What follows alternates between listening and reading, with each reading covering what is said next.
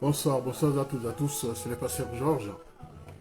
Donc, excusez-moi pour ces quelques minutes de retard du souci technique. On va arranger ça rapidement. Voilà.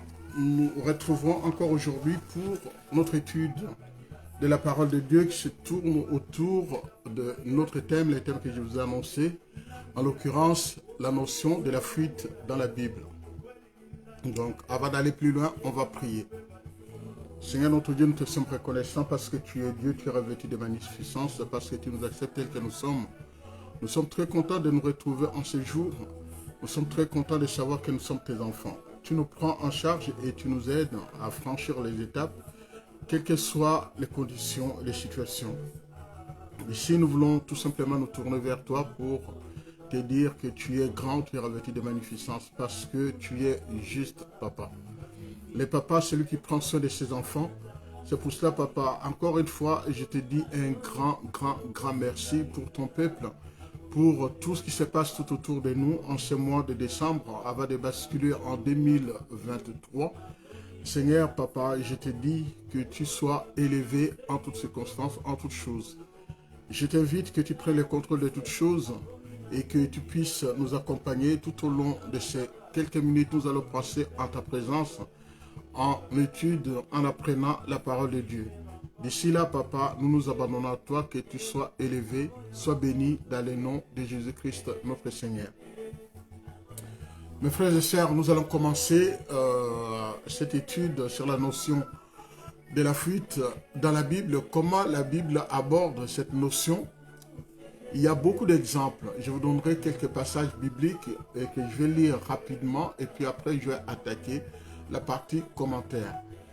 Donc je vous remercie, comme je disais, par rapport à votre participation, par rapport à tout ce que vous faites. Donc n'oubliez pas, n'hésitez pas, allez nous voir sur YouTube, comme je l'annonçais aussi, sur MKC TV. Vous voyez ce logo-là, vous pouvez voir avec ce logo-là, ça.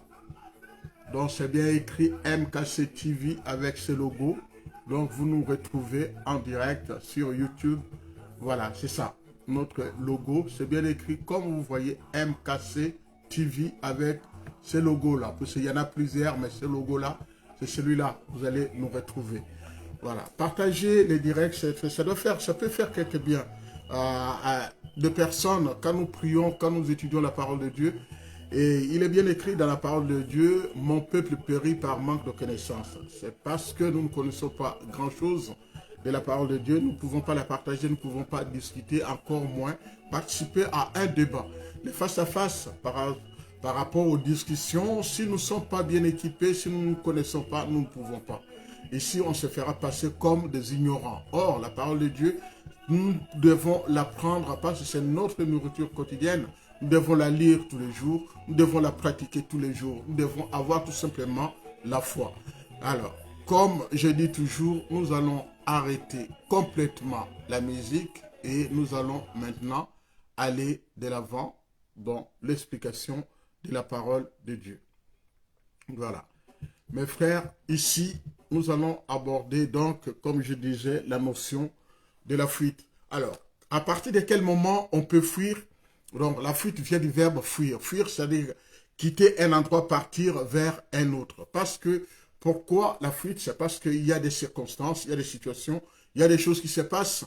Maintenant, pour sauver sa peau ou pour se débarrasser de ces problèmes-là, de l'environnement pollué, la personne sera appelée à se déplacer, à quitter un endroit A pour aller vers un endroit B, ou de quitter un endroit B pour aller à un endroit B, C, D, comme vous voulez, jusqu'à Z. Pourquoi? C'est parce que c'est pour se rééquilibrer, pour répartir sur de bonnes bases. Parce qu'il y a des situations qui font que Si tu restes sur place, tu risques d'y laisser ta peau. C'est pour cela, mes frères et sœurs, je nous dis tout simplement que nous avons cette possibilité-là de pouvoir apprendre à lire la parole de Dieu. La parole de Dieu, c'est ce qui est la base même de notre étude. La parole de Dieu, c'est celle qui fait que nous, en tant qu'enfants de Dieu, puissions aller de l'avant. Nous ne pouvons pas faire tout le temps le surplace. Nous devons avancer. Alors, vous allez voir qu'il y a dans certains passages, dans certaines références bibliques que je vous donnais, vous allez voir que il fallait vraiment, il avait raison de partir, de quitter cet endroit-là. Donc, je vais prendre quelques passages, comme je l'ai dit tout à l'heure, en disant que la notion de fuite, donc le verbe, vous savez du verbe fuir. Fuir, c'est quitter un endroit pour aller vers un autre. Alors, aller vers un endroit d'autre, c'est parce que la situation ne permettait plus à la personne de continuer de vivre dans ce lieu-là. Donc, nous allons prendre quelques exemples comme ça. Dans l'Ancien Testament, nous pouvons voir dans les livres de Genèse, le chapitre 27, la fuite de Agar. Agar qui était la servante d'Abraham et de Sarah, elle qui n'avait pas d'enfant, elle qui avait donné un enfant à Abraham, puisque Sarah était stérile. Maintenant que Sarah avait un enfant à la personne de Isaac, et malheureusement, il y a eu cette notion de jalousie qui s'est installée. Maintenant, il fallait à tout prix, Sarah a demandé à son mari de faire partir l'esclave, la servante de Sarah, avec son enfant. Donc, dans Genèse chapitre 21, Agar, l'Égyptienne, devait partir. Et la suite, vous voyez que cette fuite-là, en partant, et Dieu a pris soin de cette personne, a pris soin de son enfant, parce que la famine, l'eau manquait, il n'y avait plus rien, et Agar s'est vraiment lamentée en voyant comment son enfant allait mourir. Et elle a imploré la grâce de Dieu. Et Dieu a répondu à sa prière, a répondu par rapport à sa lamentation, à sa façon de pleurer. Agar ne pouvait pas supporter voir son enfant mourir comme ça de faim. Elle ne pouvait pas. Dans les déserts, elle ne pouvait pas. Donc elle a imploré et Dieu les a nourris, Dieu les a aidés. Et quand nous voyons encore une fois dans le livre, je reste dans le livre de je quitte Genèse, il y a tellement de passages, mais je vais prendre quelques-uns comme ça. Je ne vais pas tout m'étaler. Dans le livre de Samuel, le chapitre 19, le verset 18, donc ici, on parle de la fuite de David. Je vous amène dans le Nouveau Testament, où dans le Nouveau Testament, on peut prendre les livres dans l'évangile de Matthieu, le chapitre 26, le verset 56, mais tout cela est arrivé afin que les Écritures s'accomplissent. Donc, tout simplement, nous dire ici ou nous rappeler ce que Dieu est capable vraiment de faire. Il y a la naissance de Jésus-Christ, quand nous commençons dans les livres, l'évangile de Matthieu, la naissance, Jésus étant né, cet enfant étant né, Hérode cherchant à éliminer les rois juifs, et maintenant que l'ange de Dieu vient annoncer à Joseph et à Marie de quitter, de partir. Donc, on va parler de la fuite vers l'Égypte. Dans le livre de Genèse, le chapitre 27, à partir du verset 41, nous pouvons lire tout simplement, nous pouvons voir, on va nous parler de la fuite de Jacob. Pourquoi Jacob fuit? Par rapport à l'usurpation, c'est-à-dire voler. Il a volé les droits d'aînesse, il a volé la bénédiction qui était réservée à son frère Ésaü par son père, et par les trichements de sa maman, Jacob était appelé à fuir.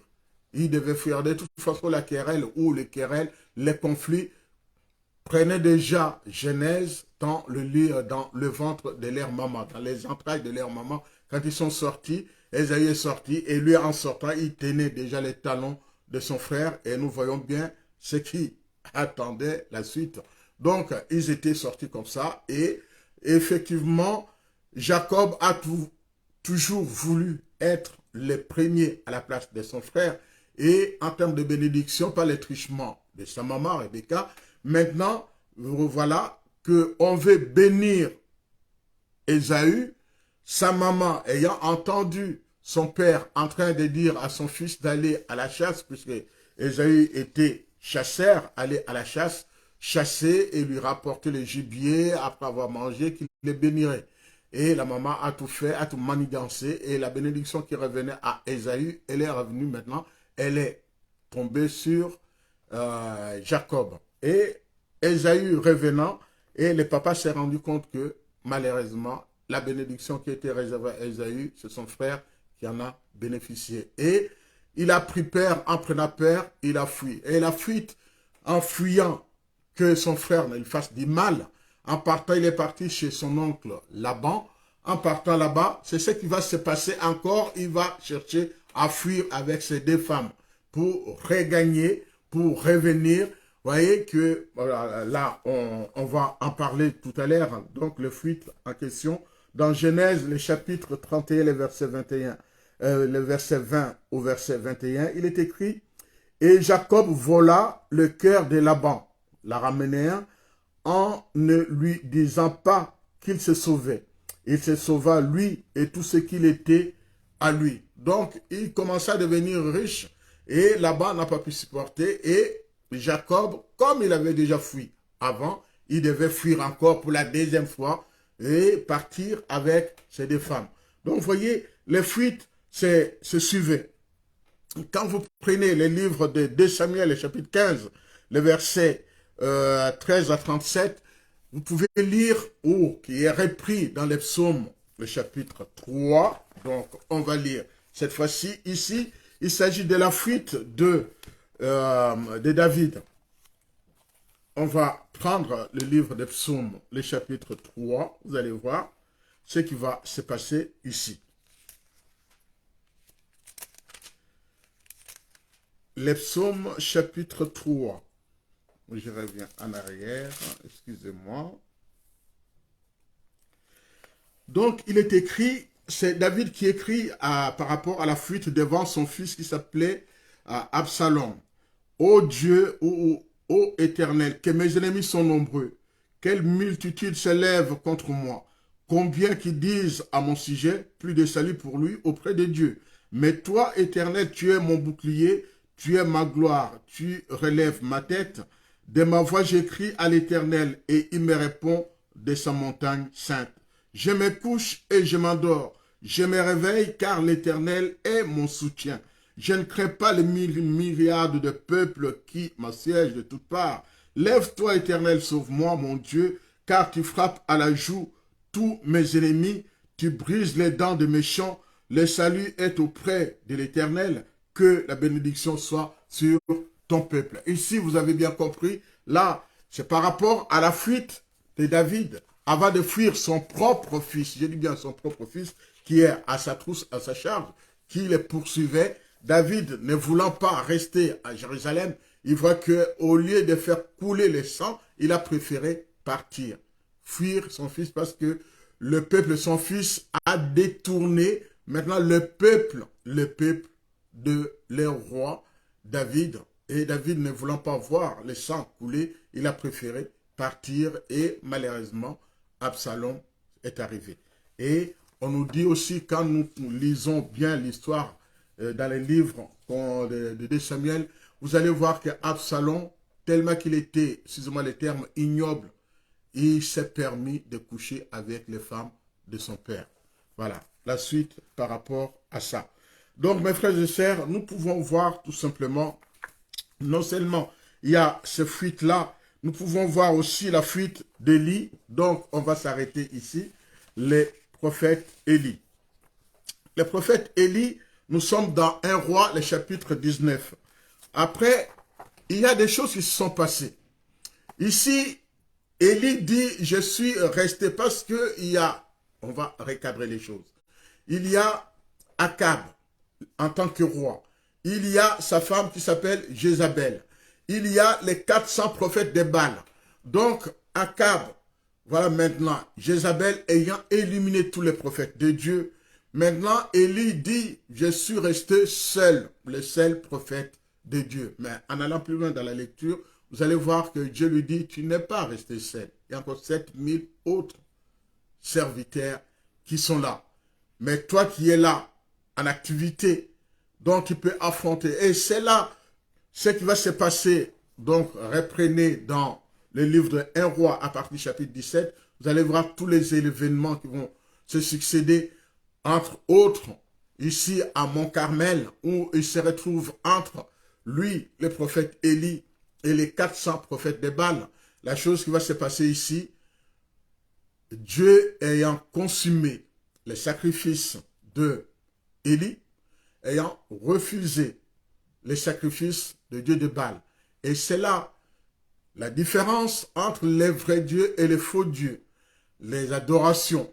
Donc ici, Élie a voulu montrer tout simplement qu'il y a un seul Dieu et il n'y a qu'un seul, celui qui pouvait communiquer avec Dieu. Et Dieu, quand il te confie, ceux qui se confient en l'Éternel ne seront jamais couverts de honte, dit la parole de Dieu. Nous allons voir que Élie a tout fait. Le prophète Élie a tout fait pour engloutir les 400, plus de 400 prophètes de Baal. Et quand la nouvelle, qu'est-ce qu'il peut rapporter et redire à sa femme ce qui vient de se passer, si ce n'est que son propre mari, en la personne de Akab. Akab vient dire à sa femme, Jézabel, ce qui s'est passé. Élie vient d'engloutir tes prophètes. Et Jézabel se met en colère. Quand elle se met en colère, il envoie un messager pour dire à Élie que demain, à la même heure, il t'arrivera ce que tu as fait à ces prophètes-là. Et Élie, ayant entendu ces choses-là, ces menaces de cette femme, prend fuite. Alors, quand je disais en introduction, en disant il y a certaines fuites qui font que, pour sauver sa peau, pour changer de situation, pour se mettre à l'abri, ou, comme on dit, sauf qui peut, Élie a choisi de partir, il a fui. Et ici, vous pouvez remarquer une chose. Élie, en fuyant, il a complètement oublié ce que Dieu venait de faire avec lui en amont. Et il a préféré partir. En partant, voilà, il est parti, laissant derrière lui tout ce qui pouvait lui appartenir. Il est parti. On nous parle de 40 jours, 40 nuits. À un moment donné, il y a la fatigue, ainsi de suite. Mais on voit encore l'intervention de Dieu. Et Dieu qui va l'aider. Dieu qui va venir encore à la rescousse. Il a nourri Élie et il lui a permis de prendre la route. Et Dieu lui a cette fois-ci confié une mission d'aller jusqu'en Syrie. Et jusqu'à ce qu'il revienne.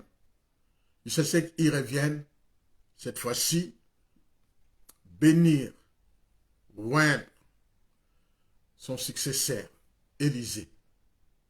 Donc, mes frères et sœurs, vous pouvez voir que face à une menace, l'homme a tendance à fuir. Face à une menace, ici en l'occurrence d'un homme de Dieu, à la personne d'Élie, on peut même oublier le bienfait, l'intervention de Dieu. Pouvons voir que c'est une femme. Je ne dis pas que les femmes ne peuvent pas menacer. Ici, c'est Jézabel qui avait le pouvoir sur son mari. Et c'est Jézabel qui décidait des choses à la place de son mari. Son mari était faible, mais c'est Jézabel qui dictait tout.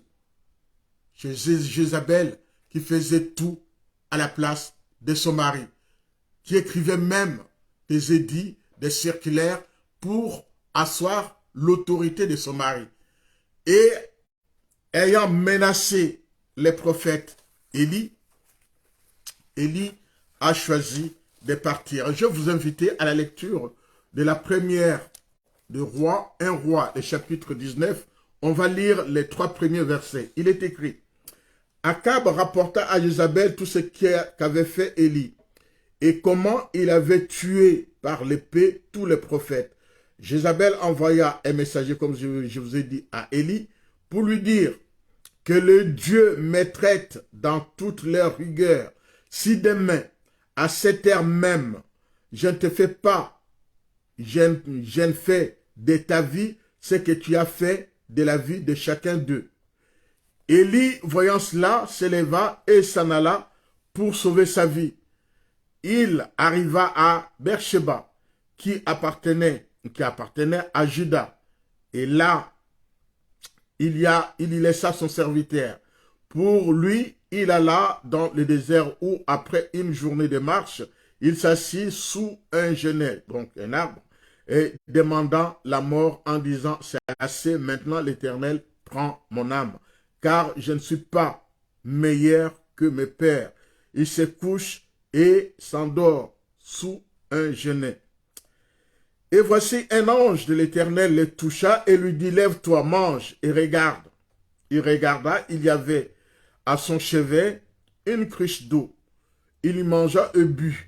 Puis se recoucha, l'ange de l'Éternel vint une seconde fois, le toucha et dit, lève-toi, mange, car le chemin est trop long pour toi. Il se leva, mangea et but, et avec la force que lui avait donnée cette nourriture, il marcha 40 jours, 40 nuits, jusqu'à la montagne d'Horeb. Voilà comment Élie va sauver sa peau, va partir, et l'ange de l'Éternel les prend en charge. Dieu les nourrit, voilà, par l'intermédiaire de son ange, en lui disant, le chemin est long, parce qu'il devait y marcher 40 jours, 40 nuits. Les chiffres 40, on reviendra. Ce qui s'est passé, c'est comme Moïse aussi, qui est monté à la rencontre de l'Éternel. Il y a jeûné sans manger, sans boire 40 jours, 40 nuits. Et quand il revenait, il a été transformé. Ça s'est passé à la montagne. Quand il est revenu, tout était transformé. Il rayonnait de joie. Et son visage, les gens avaient peur de le regarder, puisqu'il avait vraiment changé.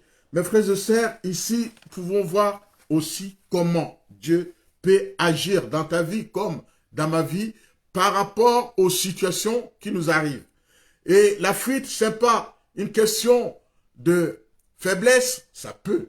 Mais malheureusement, ici, ce n'est pas question de faiblesse. C'est juste que face à une situation où tu te sens vraiment incapable de pouvoir résoudre les problèmes, vaut mieux partir, quitter ces lieux-là, partir pour aller retrouver un peu de réconfort, repartir et prendre des forces en l'exemple de Élie, ici, le prophète Élie.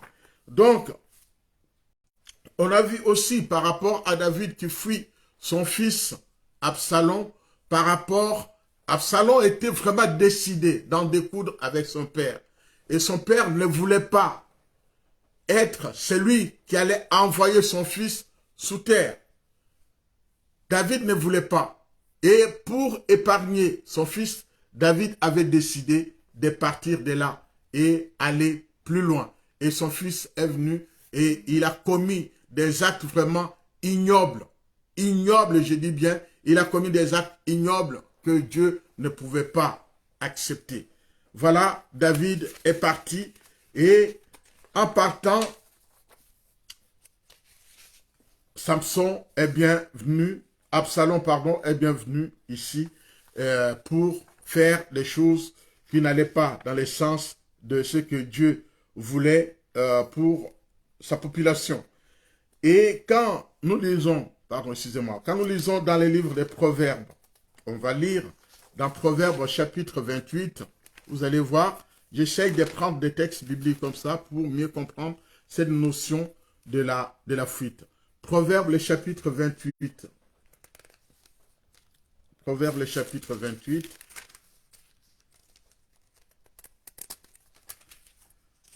Alors, Proverbes le chapitre 28. On va lire à partir du verset 1. Proverbes chapitre 28. Alors, le méchant prend la fuite sans qu'on le poursuive. Le juste a l'assurance comme un jeune lion. Quand un pays est en révolte, les chefs sont nombreux. Mais avec un homme qui a de l'intelligence et de la science, les règnes se prolongent. Un homme pauvre qui opprime les misérables est une pluie violente qui fait manquer le pain. Ceux qui abandonnent la loi louent le méchant, mais ceux qui observent la loi s'irritent contre lui. Les hommes livrés au mal ne comprennent pas ce qui est juste, mais ceux qui cherchent l'Éternel comprennent tout. Je vais m'arrêter ici en reprenant le verset 1. Le méchant prend la suite sans qu'on le poursuive. Le juste a de l'assurance comme un petit lion. Donc mes frères et sœurs, vous pouvez voir dans la politique par exemple, il y a des gens, des dictateurs. Quand on parle d'éducateur, l'éducateur, quand il arrive à la fin, il est abandonné de tous. Il est bien au pouvoir, mais quand il est au pouvoir, il est bien soutenu parce qu'il peut compter sur l'armée qui est autour de lui. Mais les jours où il arrivera à sa fin, où le règne prendra fin, ou commence à prendre fin, il commence à être relâché, ou lâché plutôt, par les hommes ou par ses hommes. Et c'est à partir de là, il va préparer son départ. Il va préparer son départ.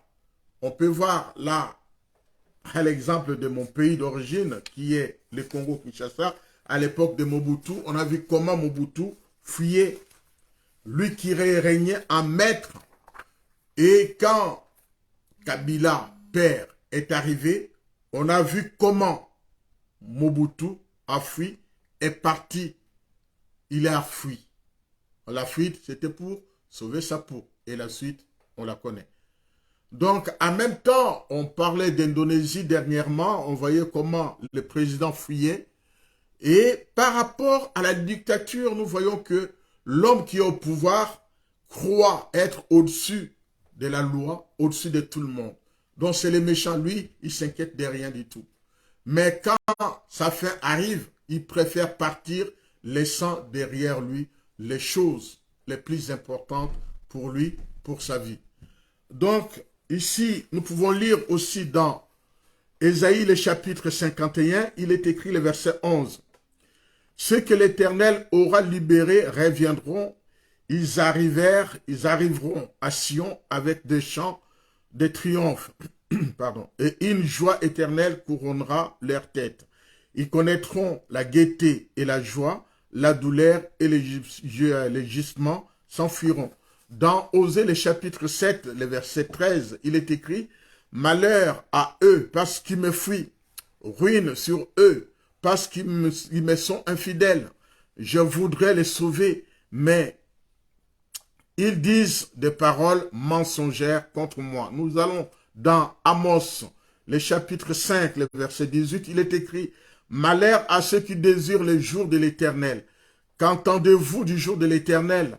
Il sera ténèbres et non lumière. » Au verset 19, toujours dans Amos chapitre 5, il est écrit « Vous serez comme un homme qui fuit devant un lion, et qu'un ours surprend, il gagne sa maison, appuie sa main contre le mur, et un serpent le mord. » Le verset 20, il est écrit « Les jours de l'Éternel n'est pas ténèbres et non pas lumière, n'est pas obscur et sans éclat. » Waouh! Les jours de l'Éternel, ça nous surprendra beaucoup. Je continue la lecture. Ici, je vous amène au Nouveau Testament. Dans Matthieu 24, le verset 20, il est écrit « Priez pour votre fuite, qui n'arrive pas en hiver, ni un jour de sabbat. » Marc, chapitre 14, le verset 50, il est écrit « Alors tous l'abandonnera et prirent la fuite. » Je pars toujours de la notion de la fuite dans le Nouveau Testament. Nous allons dans Jean chapitre 10, à partir du verset 5. Je lis, « Elles ne serviront pas un étranger, mais elles fuiront au contraire loin de lui, parce qu'elles ne connaissent pas la voix de l'étranger. » Je vais venir là-dessus, je vais m'arrêter ici quelques minutes, pour quelques minutes. Le verset 12, « Le simple salarié, quant à lui, n'est pas le bon berger, et les brebis ne l'appartiennent pas.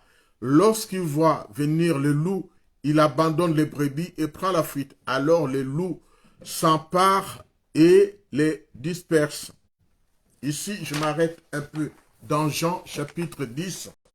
Alors, mes frères, ici, on est en train de faire la comparaison entre les vrais bergers et les faux bergers. Alors, il y a, tout en préparant cette émission, je suis tombé sur ces textes. Il y a une illustration qui m'a beaucoup impressionné. C'est l'histoire d'un d'un étranger, un voyageur plutôt. Un voyageur en train de voyager, il arrive comme au puits de Jacob, là où la Samaritaine a fait sa rencontre avec Jésus. Mais ici, ce voyageur-là arrive à un niveau là où le berger arrive chacun avec son troupeau. Donc, il était étonné de voir que ils étaient trois. Tous les troupeaux, les bergers étaient assis, donc ils attendaient que les brebis s'abreuvent, donc boivent de l'eau. Ils ont bu et ceux-ci étaient là et tout d'un coup, le premier s'est levé. En se levant, il a dit à ses brebis, il y a un mot qu'il a utilisé et je le cherche. Il y a un mot qu'il a utilisé, maintenant, voilà, comme ça, maintenant. Et tout d'un coup, ces brebis à lui, et ce monsieur-là, maintenant. Donc ces brebis à lui se sont mis debout. Et en se mettant debout, l'ont suivi. Et il est parti avec. Et lui, il était étonné de voir que tous les brebis étaient ensemble. Et juste en disant maintenant. Et les brebis se sont levées. Elles ont entendu la voix de leur maître. Elles se sont mis debout, ont suivi leur maître. Le deuxième, pareil. Et avant le troisième, il a dit, comment vos brebis arrivent à se lever et vous ne les confondez pas? Il dit, on ne peut pas les confondre. Parce que ces brebis-là nous connaissent. Les brebis connaissaient les bergers, leurs bergers. Et après, il a dit, je vais expérimenter une chose. Il a dit, donnez-moi vos habits. Il a pris les habits d'un des bergers. Il a enlevé, il s'est habillé comme lui, ainsi de suite. Il a prononcé les mêmes mots. Mana. Alors, pour les faire et les mettre debout pour partir, les brebis ne l'ont pas suivi. Les brebis sont restées intactes à la même place. Donc, c'est maintenant. C'est ça. Maintenant. Et les brebis ne sont pas partis. Les brebis étaient restées là. Pourtant, il avait pris les habits de leur maître. Il a pris maintenant. Mais les brebis ne sont pas levées. Après, il a redonné les habits à leur maître. Et le monsieur, le berger, s'est habillé. Dès qu'il a dit maintenant, les brebis se sont levées et ont suivi leur maître. Ici, ça veut dire quoi? Ce que je viens de dire. Ça veut dire tout simplement, comme la parole de Dieu dit, au dernier moment, vous verrez, il y aura des bergers qui viendront à mon nom. Mais tous ne sont pas des bons bergers. Beaucoup viendront avec des fausses doctrines. Mais tous ne diront pas la vérité. Et c'est pour cela, en même temps, Dieu nous prévient en disant, beaucoup sont ceux qui crient nuit et jour. Mais ces jours-là, les jours de la fin, Dieu nous dira, ou Dieu leur dira, je ne vous connais pas. Beaucoup prétendront avoir travaillé pour le Seigneur. Et à Jésus de leur dire, je ne vous connais pas.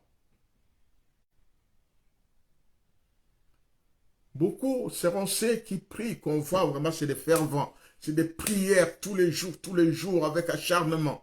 Mais ces jours-là, devant le Seigneur, quand j'ai fait des visites, j'ai prophétisé, j'ai prié pour les malades, j'ai prêché, j'ai guéri les malades, ainsi de suite. Et à Dieu de nous dire, ou de leur dire, je ne vous connais pas.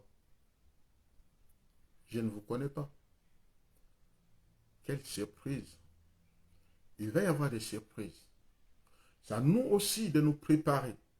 C'est à nous aussi d'être attentifs à ces doctrines qui arrivent. Nous entendons, nous voyons des choses. Mais ces choses-là, est-ce qu'elles vont dans le sens de ce que Dieu attend de nous? La réponse est non. Pas forcément. C'est pour cela que nous devons être attentifs par rapport au contenu, par rapport à tout ce que nous lisons. Il y a parole et parole de Dieu. Mais toutes les paroles ne viennent pas de Dieu. Il y a prophétie et prophétie. Mais toutes les prophéties ne viennent pas de Dieu. Il y a même des charlatans, des guérisseurs, des marabouts, des magiciens qui disent aussi la parole, qui lisent aussi la Bible, mais qui disent aussi de la parole, comme si c'était vraiment un servant, un vrai serviteur, mais au fond, ils travaillent pour leur maître. Il y a berger et berger. Suivez bien l'exemple de ce que je vous ai dit ici. Dans un point d'eau, des bergers sont arrivés avec leurs troupeaux. Ils étaient ensemble. Puisqu'ils étaient ensemble, sois béni mon frère. En étant ensemble, chacun d'eux s'est levé et l'a appelé maintenant. Et ses brebis l'ont suivi. Et après, le deuxième s'est levé aussi. Il est parti. Ses brebis l'ont suivi. Lui, il a pris les habits du vrai berger. Il s'est déguisé. Il a pris et malheureusement,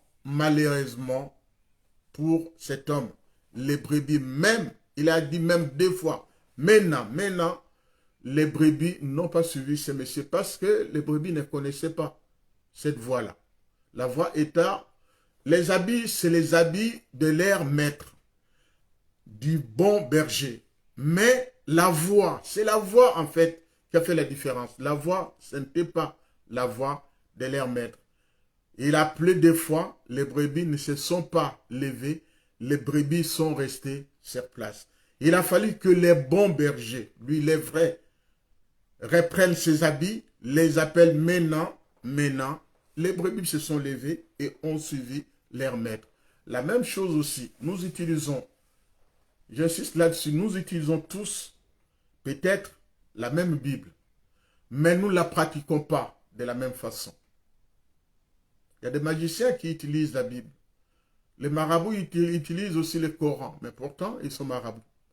Mais la finalité de tous, que ce soit les marabouts, les magiciens, nous périrons tous, nous passerons tous. Mais les marabouts peuvent te promettre des choses. Mais ces choses-là, il y a toujours une contrepartie. Mais en Jésus, il n'y a pas de contrepartie. Jésus t'aime et t'accepte tel que tu es. La seule chose, te dit tout simplement, crois. Crois seulement. Crois et la foi. Dans la fuite, nous rencontrons beaucoup d'obstacles. Mais des fois, nous ignorons de faire attention par rapport à cette fuite. Pourquoi je fuis? Pourquoi je pars? Quel est l'objectif de mon départ? Est-ce qu'en partant, je vais trouver ce que je vais aller chercher là-bas en fuyant? Ou je vais juste parce que j'ai envie de rester en vie? Mobutu, après avoir tué par l'intermédiaire de ces hommes, beaucoup de Congolais, des Zaïrois à l'époque, en fuyant, il avait même oublié où il allait. Il est parti pour partir. La décision sera prise là-bas. Heureusement, il y a son ami à l'époque, le roi Hassan II, qui l'avait reçu. Il est parti au Maroc. C'est pour cela, mon frère, ma soeur, on peut parler aussi d'un homme à la personne de Joseph.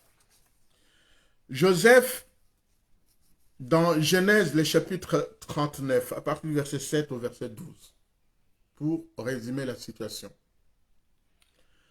Joseph, dans la maison de Potiphar, sa femme a voulu, la femme de Potiphar, a voulu coucher avec Joseph. Mais ce dernier n'est pas tombé dans la tentation, malgré ce que la femme pouvait présenter. Il est resté résistant, résisté au diable. Il fuira loin de vous, dit la parole de Dieu. Résistez au diable, il fuira loin de vous. Si tu donnes l'accès au diable, il entrera. Il n'y a pas de souci pour lui. Il va entrer, il va te tenter, il fera en sorte que tu chutes, tu tombes. Mais quand tu vas résister, il ira chercher ailleurs. La semaine dernière, je disais que dans l'assemblée des hommes droits ou des justes, là où il y avait Dieu avec ses hommes, les diables, après avoir sillonné la terre, viennent aussi s'introduire pour écouter, et c'est Dieu qui voit, il y a un intrus, il y a une personne qui est étrangère ici. Et Dieu l'interroge d'où tu viens. Là, je viens de sillonner la terre. Et Dieu lui dit, as-tu vu mon serviteur Job? Voilà, Job sort du lot de ce qui est un commun, tout un commun, un ensemble.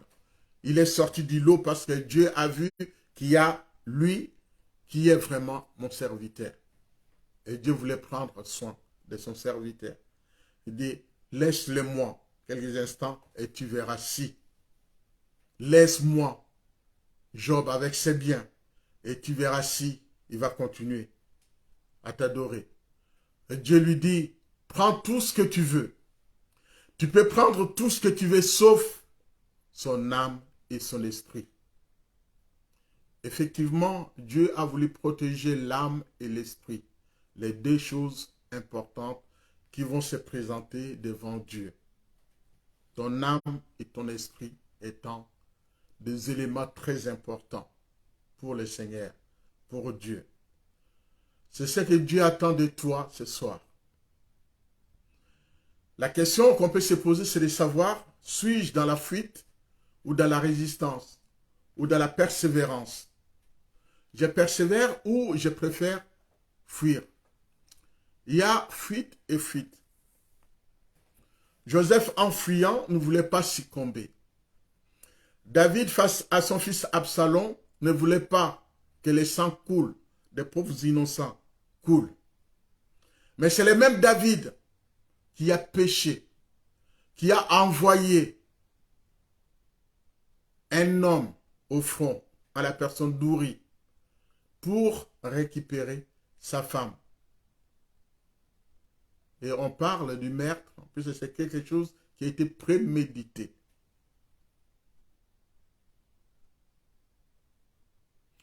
Il y a certaines situations qui font que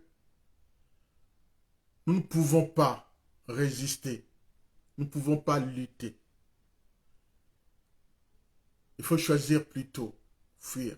À la suite de toutes les références bibliques que je vous ai données ici, nous pouvons dire pour ce soir, mes frères et sœurs,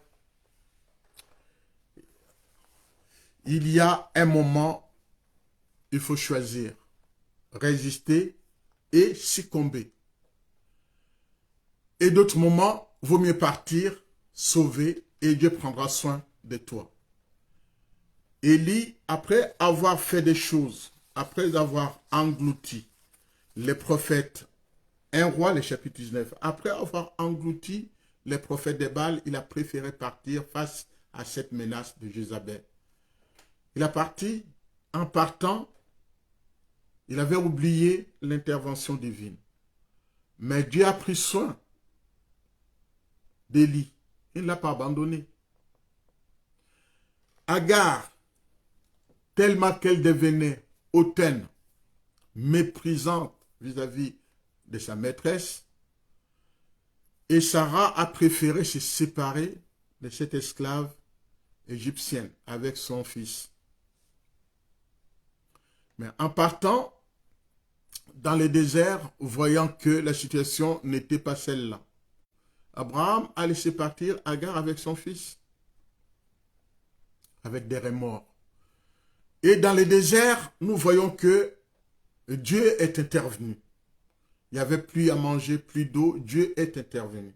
Dans les situations difficiles, dans la fuite, Dieu ne délaissera pas ses enfants. Il sera toujours là pour aider. Donc, mes frères et sœurs, nous pouvons voir aussi la fuite en Égypte de Joseph et de Marie pour sauver les fils, les sauveurs.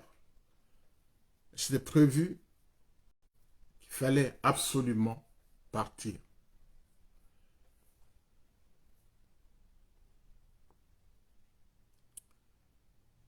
Faisons très attention. Le diable est comme le lion rugissant. Lui cherchera à dévorer qui lui ouvre la porte. Si tu lui ouvres la porte, mon frère, ma soeur, lui, il entrera. Il ne va pas se gêner. Et le diable, ce n'est pas seulement la personne qui est loin ou qui est très très loin. Mais souvent, il est juste à côté de toi. C'est celui avec qui tu marches.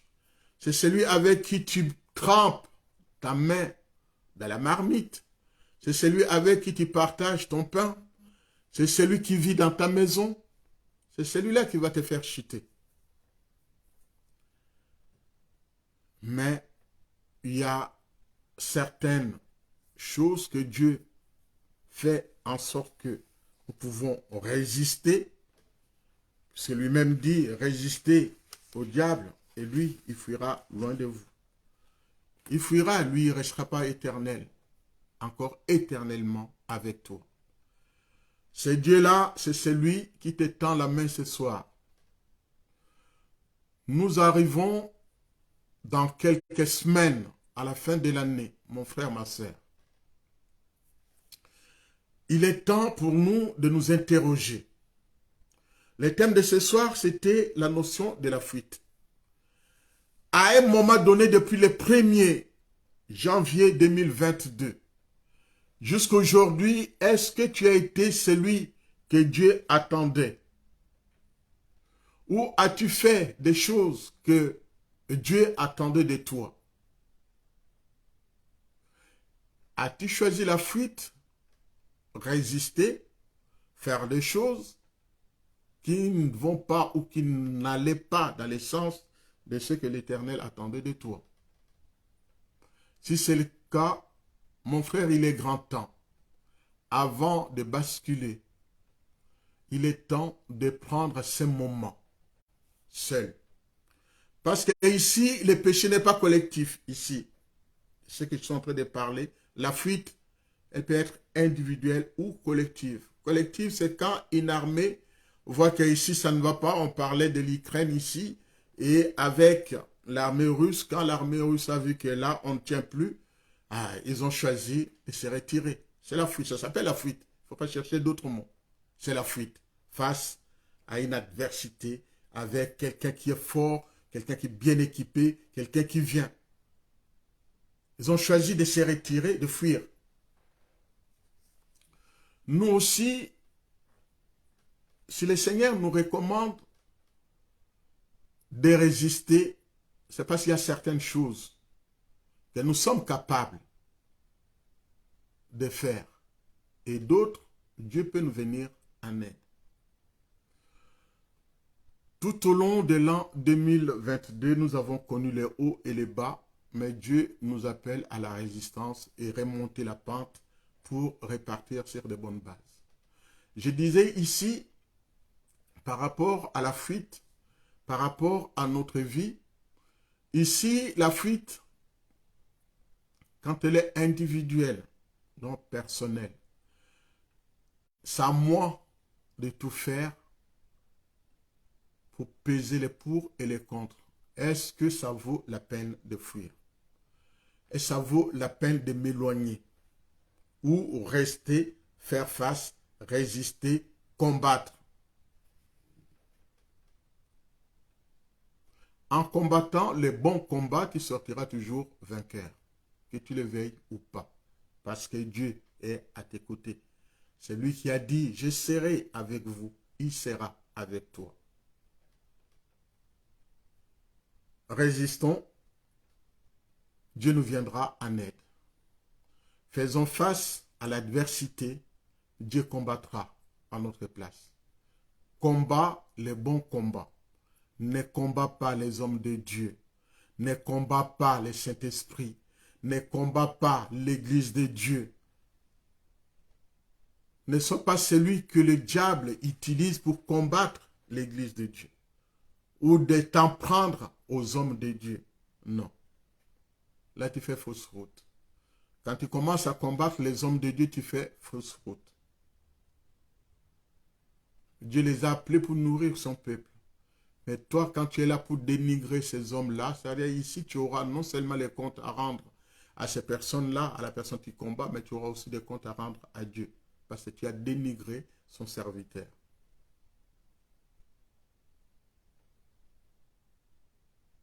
Il y a des faux serviteurs, de vrais serviteurs. Ça, c'est ta décision, c'est ta définition. Du moment où la personne commence à parler de la parole de Dieu, dans les vrais sens du terme, c'est lui qui commence à vraiment annoncer, à pratiquer, à devenir le modèle pour un peuple dans le bon sens comme nous recommande la parole de Dieu, cette personne-là, je n'ai pas à la combattre. Tu n'as pas à combattre cette personne.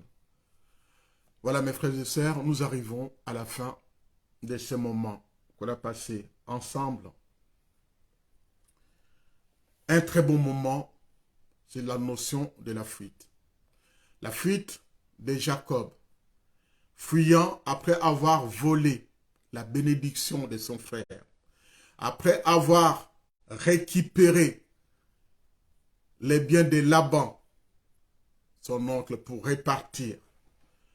La fuite de Joseph face à la femme de Potiphar pour ne pas tomber dans le piège tendu. La fuite de David face à son fils qui voulait en découdre, lui faire du mal. 2 Samuel. Le texte, la référence que je vous ai donnée, vous pouvez lire aussi comment David a composé son psaume, le psaume 3. Vous pouvez voir. Je me couche, je m'endors car l'Éternel est mon soutien. On va les relire avant de finir. La fuite de Joseph et de Marie pour sauver l'enfant Jésus, notre sauveur. La bonne question pour ce soir, c'est de dire, suis-je dans la fuite ou dans la résistance? Si tu es dans la fuite, il est temps d'inviter Dieu qui t'accompagne dans ta suite pour que tu t'en sortes. Ne fuis pas pour fuir, pour te déresponsabiliser. Non, fuis pour trouver de bonnes solutions et répartir. Élie a fui, Dieu l'a pris en charge. Il lui a confié la mission de continuer malgré qu'il ait demandé la mort. Et en même temps ici, je nous mets en garde par rapport aux choses qui sortent de notre bouche. Élie a demandé la mort. Mais c'est ce qui est arrivé, même s'il est monté au ciel. Ce n'est pas à moi de demander ma mort. Quand tu demandes, Dieu prend. Et en même temps, les diables aussi profitent de ce qui sort de ta bouche pour les mettre en exécution. La même chose aussi pour vos enfants. Il ne faut pas dire de méchanceté par rapport à vos enfants. Il y en a qui disent, toi qui seras voleur, mais ne t'étonne pas qu'en grandissant, que ton enfant devienne voleur, puis c'est sorti de ta propre bouche. Tu seras prostitué, la même chose. Quand l'enfant sera prostitué, c'est toi qui l'avais dit que tu seras prostitué, l'enfant deviendra prostitué. Parce que le diable a pris ces paroles-là, lui a collé dessus. Voilà, c'est toi-même qui as maudit ton enfant. Au lieu de maudire, bénissez. Au lieu de dire des malédictions, bénissez. Au lieu de dire des paroles méchantes, plutôt dites des paroles joyeuses, encourageantes, des paroles qui font du bien. Laissez la méchanceté à ceux qui veulent l'être. Mais toi, suis tout simplement le Seigneur. Mes frères et sœurs, comme promis, je vais relire les psaumes, le chapitre 3, pour une bonne compréhension par rapport à la notion de fuite et par rapport à l'espérance, par rapport à ce que l'homme de Dieu attendait de son Dieu, de celui qu'il servait. Nous allons lire les psaumes chapitre 3 en entier.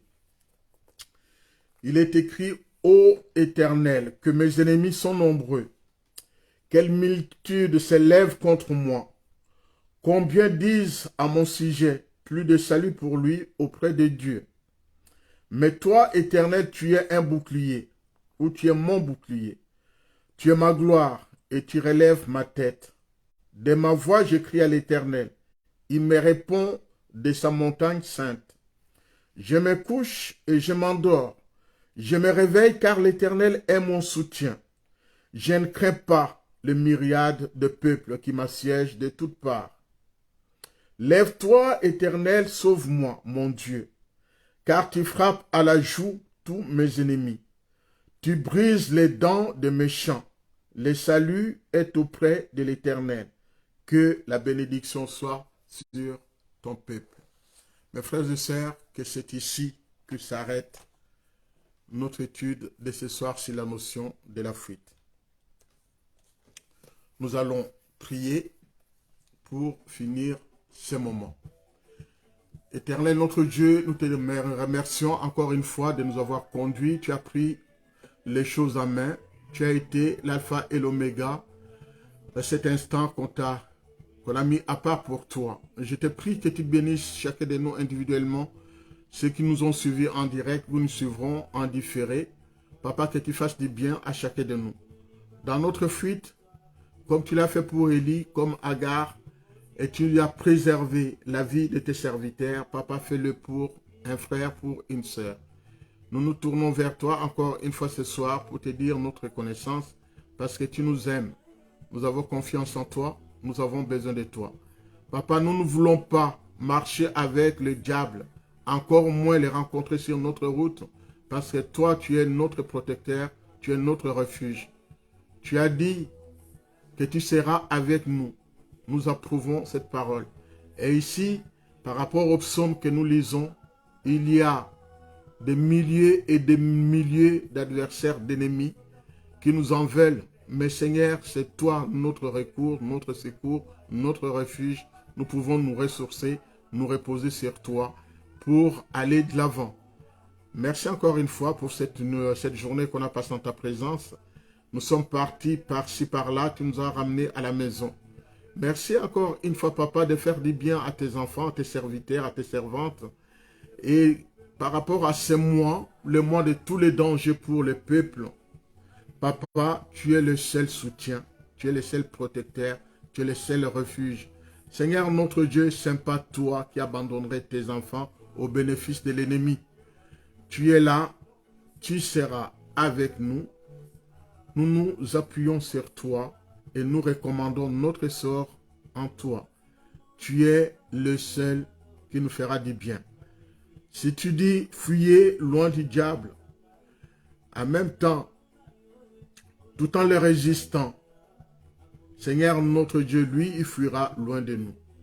C'est pour cela, Seigneur notre Dieu, nous voulons de la résistance, la vraie résistance au mal qui ronge ton peuple. Encore une fois, nous te disons notre reconnaissance pour tous tes bienfaits. Sois avec chacun de nous individuellement de ta visitation, la gouvernance de notre vie.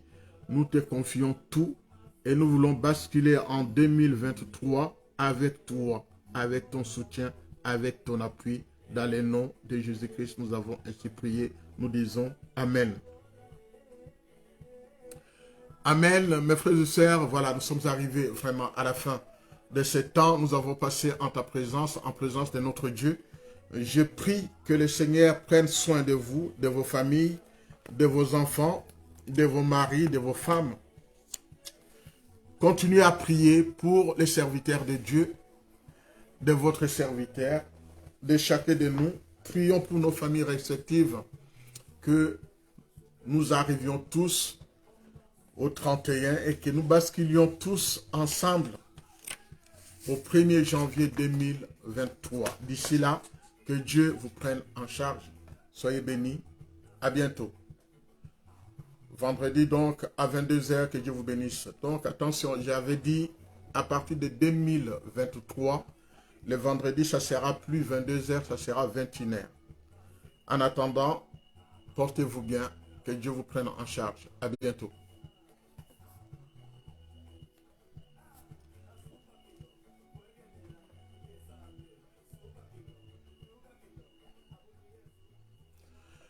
Allez, God bless you.